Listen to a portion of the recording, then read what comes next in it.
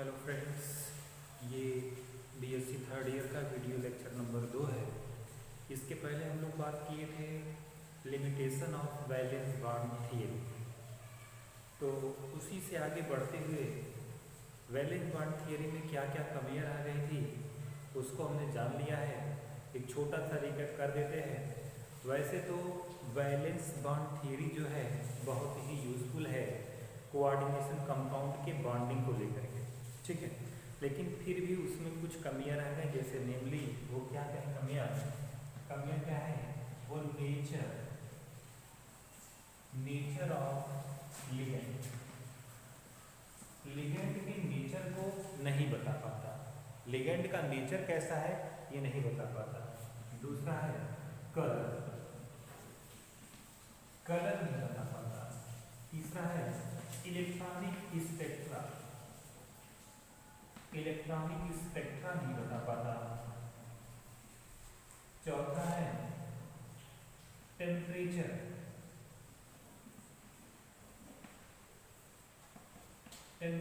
का इफेक्ट क्या होता है, मैग्नेटिक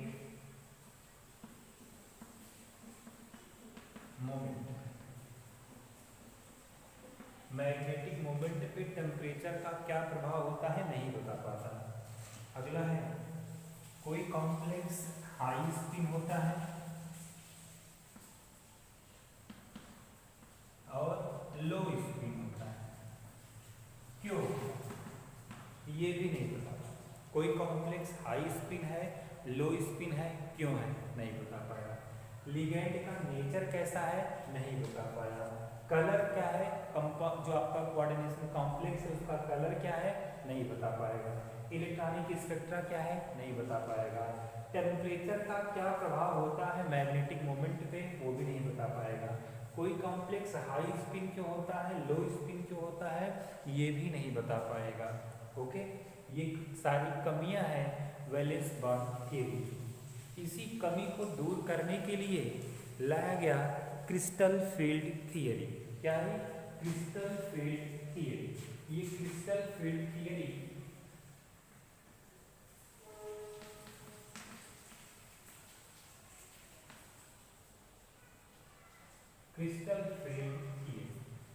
इस कमी को दूर करने के लिए बेटे दो साइंटिस्ट थे, बेटे और वॉन ब्लैक। ये साइंटिस्ट इन्होंने क्रिस्टल फील्ड थियरी को इंट्रोड्यूस किया। और क्रिस्टल फील्ड थियरी ये थियरी आयनिक क्रिस्टल पे एप्लीकेबल होता है, आयनिक क्रिस्टल पे अप्लाइड होता है, जिस वजह से इसको क्रिस्टल फील्ड थियरी कहा जाता है। ठीक है, ये तो एक छोटी सी समरी हो गई कि क्रिस्टल फील्ड थियरी को बेटे और वॉन ब्लैक ने दिया था इन सब कमियों को दूर करने के लिए। ठीक है, इस थियरी को क्रिस्टल फील्ड थियरी क्यों कहते हैं? क्योंकि ये थियरी आयनिक सॉलिड पे या आयनिक क्रिस्टल पे अप्लाइड होता है, इसलिए इस थियरी को क्रिस्टल फील्ड थियरी कहते हैं। ठीक है, अब शॉर्ट में हम लोग जानेंगे कि क्रिस्टल फील्ड थियरी के क्या क्या पोस्टुलेट्स हैं, उसी पे आगे बात करेंगे। ठीक है, ये तो हो गया वैलेंस बॉन्ड की limitations. Okay, crystal field theory किन पॉइंट्स पे काम करेगा इसको देखा जाएगा। ठीक, क्रिस्टल फील्ड थियरी में पहला ही पॉइंट कह दिया इन्होंने कि जो मेटल है और लिगेंड है, metal and ligand behave as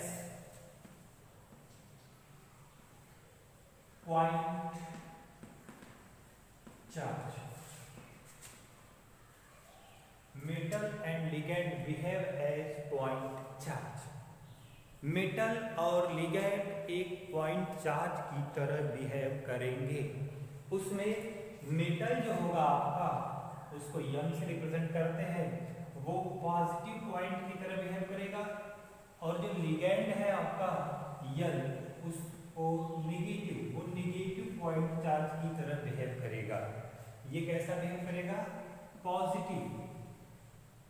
ये पॉजिटिव पॉइंट चार्ज की तरह बिहेव करेगा और लिगैंड आपका नेगेटिव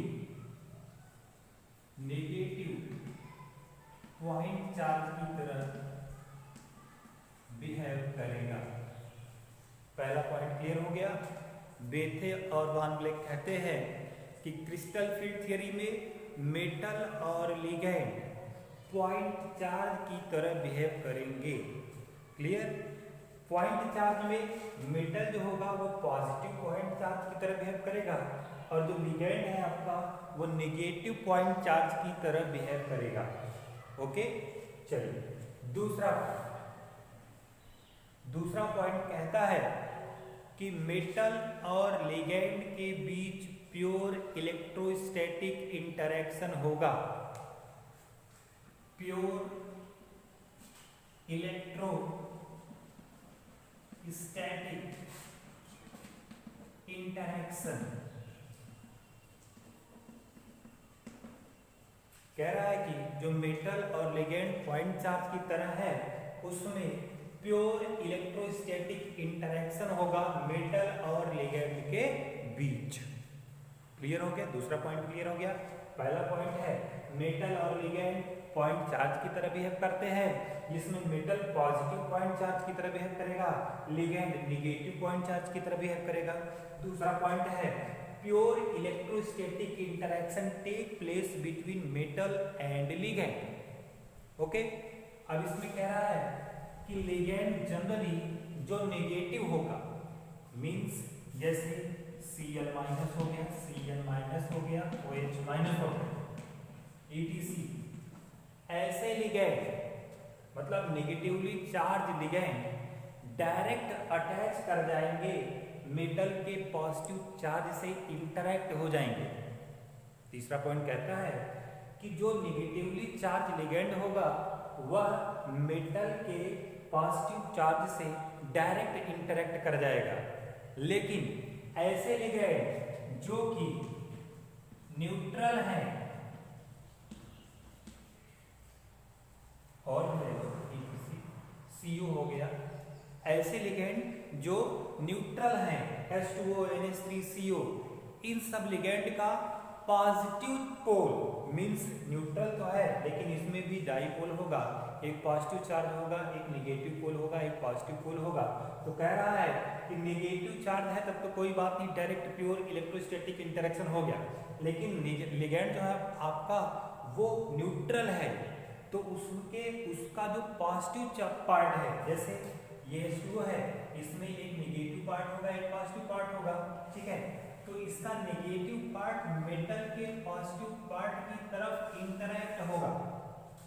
ये तीसरा पॉइंट कह रहा है कि नेगेटिव चार्ज है तब तो डायरेक्ट चला गया, अगर नेगेटिव चार्ज नहीं है तब इसका नेगेटिव पोल, न्यूट्रल लिगैंड का नेगेटिव पोल मेटल के पॉजिटिव पोल से इंटरैक्ट होगा। क्लियर। तीसरा पॉइंट। चौथा पॉइंट देखिए, चौथा पॉइंट क्या कहता है, यहाँ पर देख लीजिए। चौथा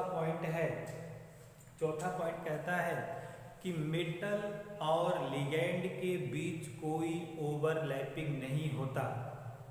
मेटल और लिगैंड के बीच कोई ऑर्बिटल्स की ओवरलैपिंग नहीं होती। चौथा पॉइंट क्या है, जैसे हमने आपको बताया था बीएससी सेकेंड ईयर में कि मेटल का डी ऑर्बिटल लिगैंड का फुल फील्ड ऑर्बिटल ओवरलैप करता है तब इस तरह से कोऑर्डिनेट बॉन्ड बनता है, लेकिन नहीं, क्रिस्टल फील्ड थ्योरी कहता है कि इस तरह की कोई भी ओवरलैपिंग नहीं होती। मेटल और लिगैंड के ऑर्बिटल के बीच कोई भी ओवरलैपिंग नहीं होती। जब ओवरलैपिंग नहीं होगा तो कोऑर्डिनेट बॉन्ड भी नहीं बनेगा। मींस चौथा पॉइंट क्या है, does not form coordinate bond, means coordinate bond नहीं बनेगा, कोऑर्डिनेट बॉन्ड नहीं बनेगा। चलिए 4 पॉइंट का रिवीजन कर लीजिए। पहला पॉइंट है क्रिस्टल फील्ड थ्योरी का, मेटल और लिगैंड पॉइंट चार्ज की तरह बिहेव करेंगे, जिसमें मेटल पॉजिटिव पॉइंट चार्ज होगा, लिगैंड नेगेटिव पॉइंट चार्ज होगा। दूसरा पॉइंट कह रहा है कि pure electrostatic interaction takes place between metal and ligand. ठीक है। तीसरा पॉइंट है लिगेंड यदि नेगेटिवली चार्ज होगा Cl माइनस OH माइनस कोई भी माइनस हो तो डायरेक्ट मेटल से इंटरेक्ट करके प्योर इलेक्ट्रोस्टैटिक इंटरेक्शन हो जाएगा। लेकिन यही न्यूट्रल लिगेंड होगा तो न्यूट्रल लिगेंड का positive pole negative pole metal के पॉजिटिव पोल से इंटरेक्ट करेगा। ये कैसा लिगेंड है हमारा? न्यूट्रल लिगेंड की बात कर रहा है।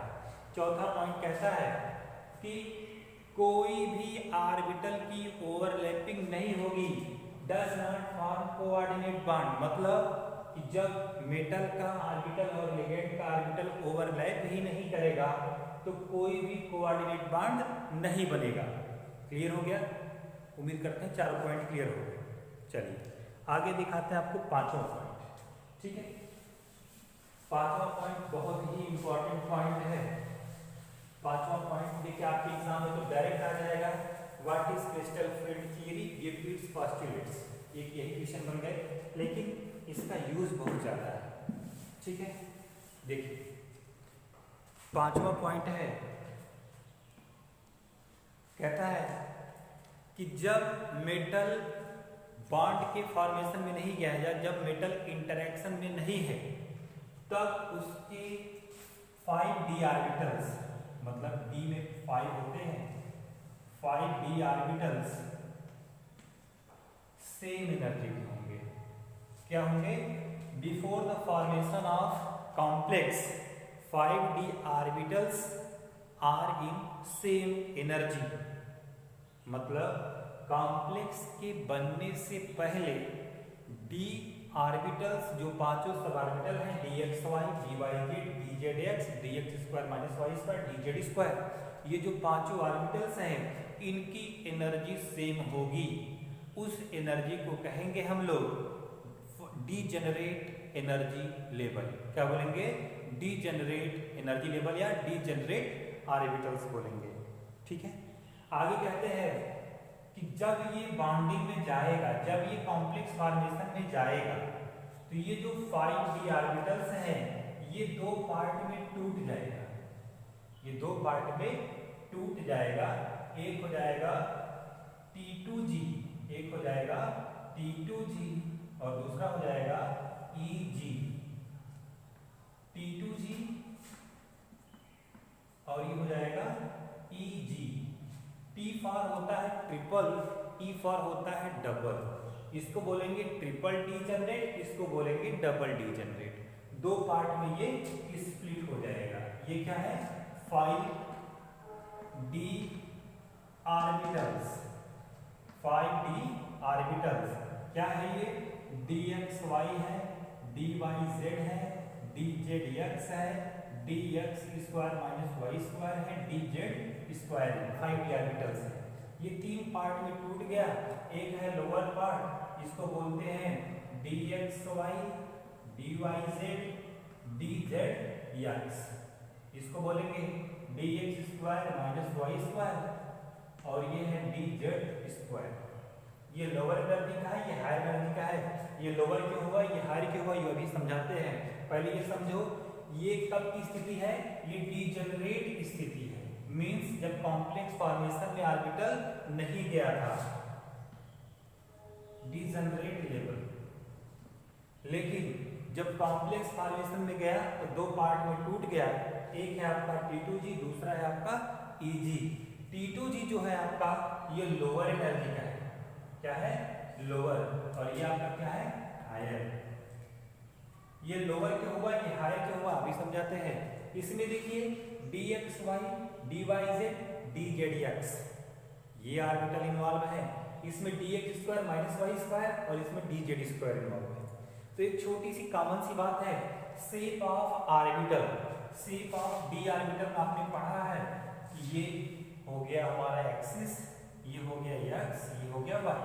तो कह रहा है कि ये तीनों ऑर्बिटल का जो इलेक्ट्रॉन क्लाउड है वो इन बिटवीन एक्सिस है।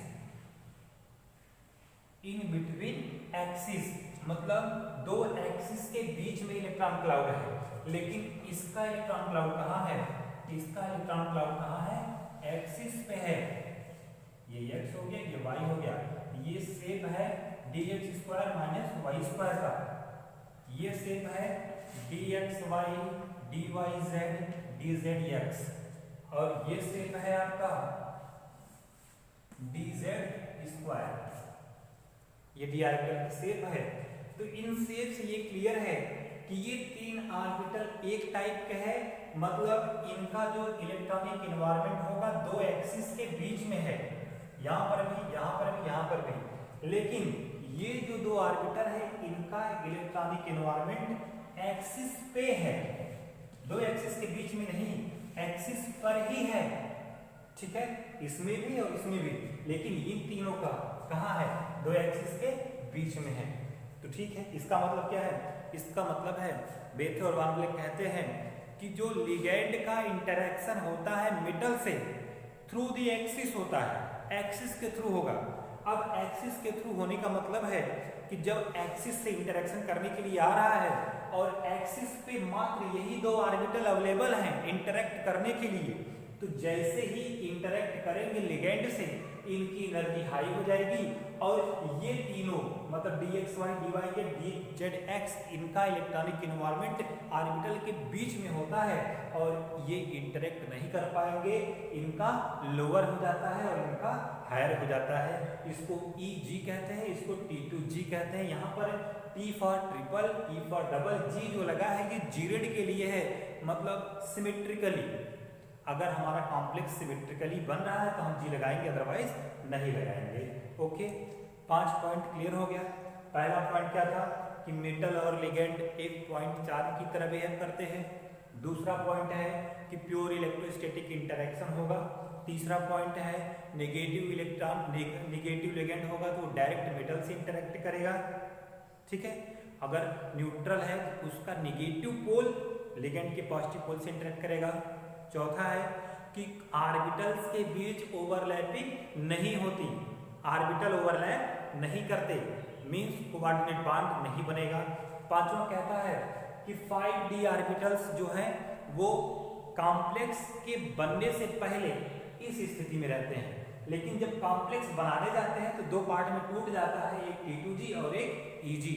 एक लोअर एनर्जी का होता है, एक हायर एनर्जी का होता है।